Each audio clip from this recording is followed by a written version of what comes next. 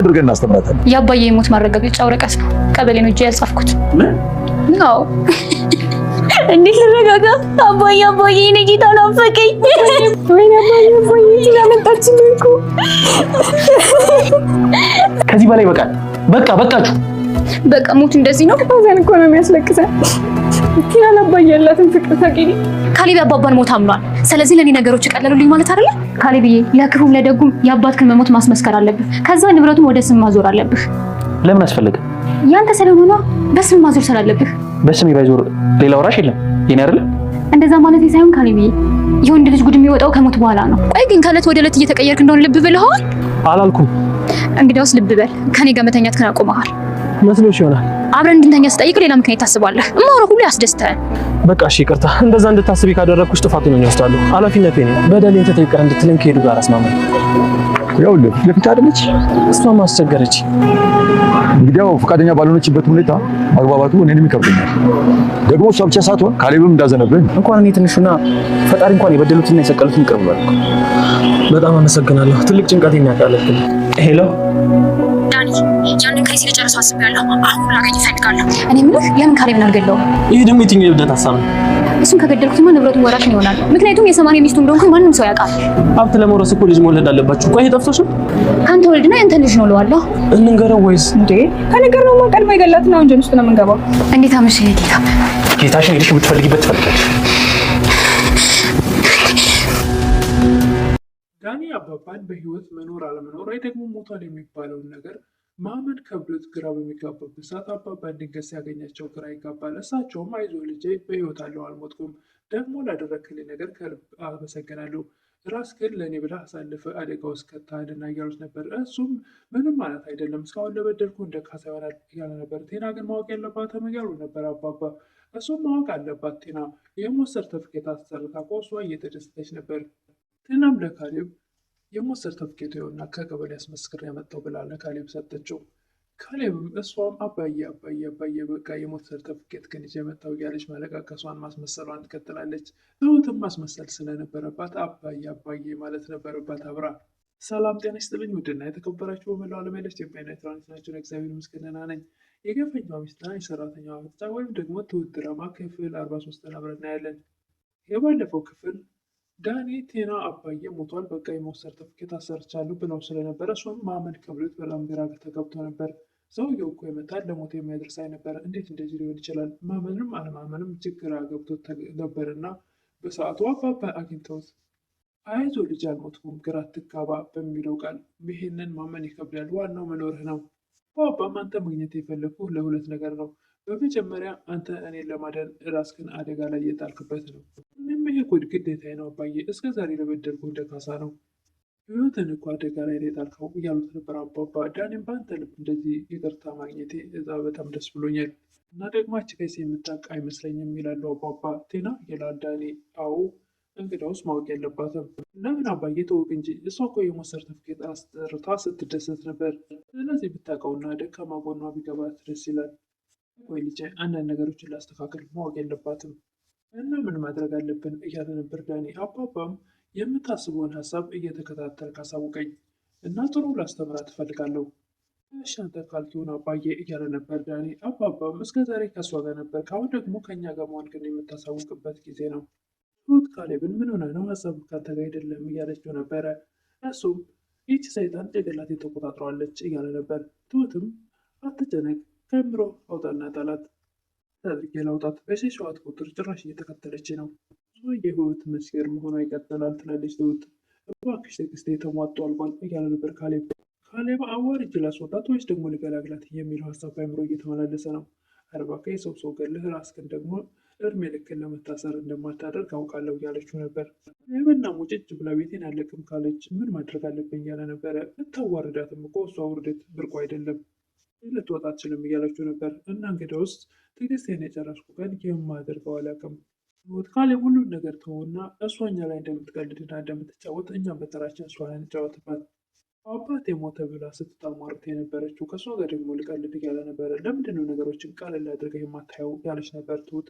እንዴት አደርጋለሁ? አባቴ እኮ ነው። እንደ አባዬ እኮ ለእኔም አባቴ ነው። አባዬ ደግሞ በህይወት እንዳለን እናንተ እናውቃለን። ስለዚህ እንደቀለደችብን በቀልድባት ምንም ችግር የለውም። አሁን እኔ ልትነግሪኝ የምፈልገው እሷ ዕቃ መጫወት ሳይሆን እሷን እንዴት አድርጌ አዋርጄ ከዚህ እንደማስወጣት ነው። ካሌብ ተረጋጋ። ሁሉም ነገር በተረጋጋ መንገድ ነው መፈታት ያለበት። መጫወቻ እያደረገችኝ ያየሽ ያለ ነበር ካሌብ። ትሁትም አንተም እኮ በተራ መጫወቻ ማድረግ ትችላለህ። ካሌብም እንደዚህ ሲወራ ቀላል ይመስላል አይደል? ካሌብም እኔ ትችላለህ፣ ደግሞ ውጤቱም ያማረ ይሆናል። ትሁት አሁንም አባባን ለማግኘት የሆነ ካፌ ሄዳለች። እሷም አባዬ አንተ እኮ የቤቱ ድምቀት ነህ ያለች ነበረ። እሳቸውም የቤቱ ድምቀትማ አንቺ ነሽ፣ እኔ ደግሞ እንዴት ምን አቅሜ ነው የቤት ድምቀት የምሆነው ያለች ነበር። አስተዋይና ብልህ ሴት ሁልጊዜም የቤት ድምቀት ናት እያሏት ነበር አባባ። አባዬ በአንተ አንደበት ከተመሰከረልኝ ከመደሰት ውጭ ሌላ ምን እላለሁ? ካሌብም አባቱን ለማግኘት እዛው ካፌ ቦታ ይሄዳል። እሱም በርከክ ብሎ አባቱን ይቅርታ ለመጠየቅ ወይም ደግሞ እስካሁን ስላላየው ወይም ደግሞ ትሁት ያደረገችውንም ስላላደረገ አባቴ ብሎ ተንበርክኮ ጎንበስ ብሎ አባቱን ለመሳም ይፈልጋል። እሳቸውም ቀና በልጃ ይዞ አለው በህይወት አልሞትኩም፣ እንደ እግዚአብሔር ፍቃድ ወይም ደግሞ እንደ ፈጣሪ ፍቃድ እንጂ እንደ ሰው ክፋትማ ሞቷል ብለው ይነግረው ነበር። ካሌብ እንዴት ነው ደስ አለህ እያለች ነበር። አዎ በጣም ነው ደስ ያለኝ። አያችሁ አይደል? አሁን ደግሞ እኔ አንድ ከይሲ የማስተምርበት ጊዜ ነው ያሉ ነበር አባባ። ለምን ሲባል ይቻለ ነበር። በህይወት መንገሬን አትንገሯት ይላሉ አባባ። ሆቴ ምን ያክል እንደሚያስደስታት ደግሞ በሚገባት ቋንቋ እናስተምራት ትፈልጋለሁ። አሁኑኑ ወደ ቤት ነው እንጂ መሄድ አለብን እያለ ነበር። አንተ እኮ ስለ ጨዋታው የምታውቀው ነገር የለም እያሉ ነበር የካሌብ አባት። ነግሮ ደግሞ እሺ ብለህ መረዳት አለብህ እያሉ ነበር የካሌብ አባት። እንደዛ የሚሆን ነገር የለም፣ ወደ ቤት አሁኑኑ መሄድ አለብን። አባባም በጭራሽ አይሆንም፣ እስከዛሬ አንተን ሀሳብ ሳዳምጥ እኖራለሁ፣ አንተ ደግሞ አሁን የኔን ሀሳብ ማዳመጥ አለብህ። አባዬ እንደ ህፃን ልጅ መሆናችን ማቆም አለብን እያለ ነበር ካሌብ። እሳቸውም በቃኝ እስክል ድረስ ገና ማስተማር አለብኝ፣ ብቻ ነው ማስተምራት እያሉ ነበረ። ትሁትም አባዬ ጤናን ለማስተማር ማሰብህ አልጠላሁትም። ካሌብም በሀሳባቸው አልተስማማም። እሳቸውም የምነግርህን ብቻ ሽበል። እናም የታሸገ ፖስታ አምጥታ እንከ ካሌብ እያለችው ነበር። ምንድን ነው ይላል ካሌብ። የአባዬ የሞት ማረጋገጫ ወረቀት ከገበሬ ሄጄ ያስጻፍኩት ነው። ጤናም ወረቀቱን ለካሌብ ከሰጠች በኋላ አባዬ አባዬ እያለች ማለቃቀሷን ቀጥላለች፣ ማስመሰሏን። ትሁትም አባባ በቤት እንዳሉ አትናገሩ ስላሉ ለማስመሰል አብራት አባዬ እያለች ነበር። ካሌብም አባባ በህይወት እንዳሉ አይቷቸው በአይኑ መጥቶ እነሱ የሚያደርጉት ነገር ግራ ጋብቶ ተያያቸው ነበር። ካሌብም በቃ አባዬ የመሞት እውነት ሆነ እያላት ነበረ።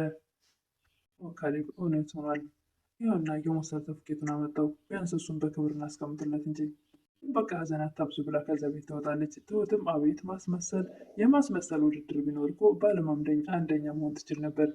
ካሌብም አቤት ትሁት እንዴት ቻልሽበት እንደዛ ከሷ ጋር ማስመሰሉን? እና ይችን እብድ ከሷ ጋር አብዶ ማስመሰል ነው እንጂ ማጃጃል ነው እንጂ መልሶ ሰውን ለማጃጃል ስትፈልግ እኛም አብረን ማጃጃል አለብን እያለች ነበር ትሁት።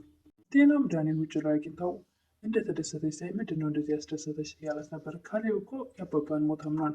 ስለዚህ አሁን የደስታችን ቀን ነው። የልጁ የአባትየው ንብረት ወደ ልጁ ሲዞር፣ ስለዚህ እኛ ደግሞ ንብረቱን ተካፍለን ፈለግን መኖር እንችላለን እና ጥሩ ነው እያላች ነበር ዳኒ። ጥሩ ነው ብቻ ነው እንደምትለው እንዴት አትደሰትም እያለችው ነበር ጤና።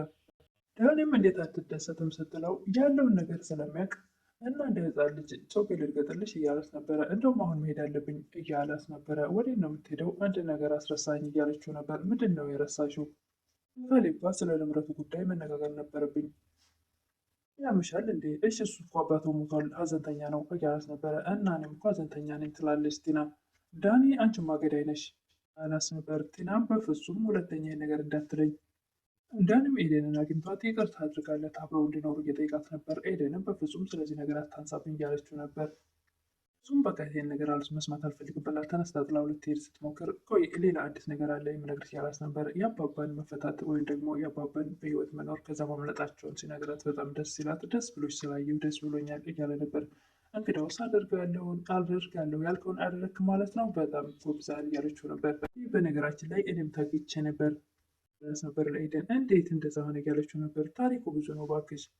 ቲና አሁንም ድጋሚ ወደ እነ ካሌብ ቤት ትመጣለች። ካሌብ ቴሌቪዥን ከፍቶ እያየ ደግሞ ሀዘን ላይ ሆነ ለምንድነው ቲቪ ከፈትከው ትላለች። እና ቲቪና ሀዘን ምን አገናኘው እያለች ነበር። ካሌብ እንኳ ከሁሉ ነገር ቆጥበ መቆየት አለብህ እያለችው ነበር። ቴሌቪዥኑ ምን ችግር አለው እያለች ነበር። ያዝናናን ትላለች ቲና። እናም ችግር አለው ብዝናና፣ ለሚያይ ሰው እኮ ጥሩ አይደለም።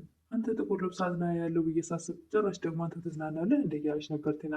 ለዚህ ነበር የፈለግሽኝ እያለ ነበር ካሌብ። ከዚህ በኋላ አባዬ የማይቀረው አለም ሄዷል። እኛ ወደ እሱ እንጂ እሱ ወደ እኛ አይመጣም። የአባባ ዘመዶች ካሉ ይነገራቸውና መጥተው እርማቸውን ያውጡ። እኛም ደግሞ ለአርባው መጨነቅ አለብን። በሬ ምናምን ማዘጋጀት አለብን። ደግሞ የአባዬ ለቅሶ ከማንም ለቅሶ ማነስ የለበትም። ከዛ ደግሞ ንብረቱን አስመስክረህ ወደ ስም ማዞር አለብህ። እናስፈልገ እያለ ነበር ካሌብ። ያንተ ስለሆነና በስም መሆን አለበት እና በስም አይሆንም። ሌላ ወራሽ የለን። ከኔ የኔ ከመሆኑ ማን የሚከለክለኝ ነገር አለ?